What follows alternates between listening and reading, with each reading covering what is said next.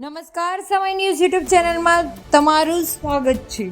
બીજેપીમાં ગયા સવારે અને સાંજે પાછા કોંગ્રેસમાં આવ્યા, કહ્યું હું મળવા ગયો હતો। બીજેપીના નેતાઓએ જબરદસ્તી કરી હતી।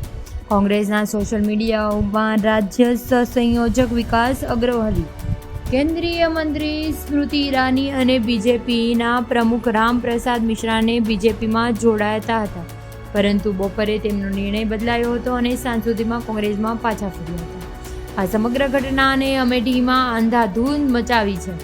ત્યારે તમને એ પણ જણાવી દઈએ કે કોંગ્રેસના અમેઠીમાં ભારતીય જનતા પાર્ટીના સાંસદ સ્મૃતિ ઈરાની પર નિશાન સાધ્યું। કોંગ્રેસે સ્મૃતિ ઈરાની તેમના મત વિસ્તારોના કરેલા કોઈપણ 5 કામોની યાદી બનાવવામાં પડકારમાં ફેંકાયો દાવો કર્યો છે।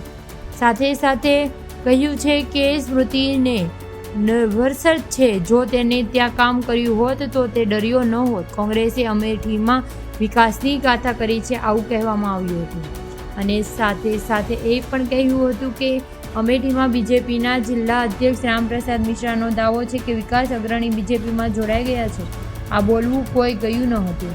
આમ જો તમને અમારો આ વિડીયો પસંદ આવ્યો હોય તો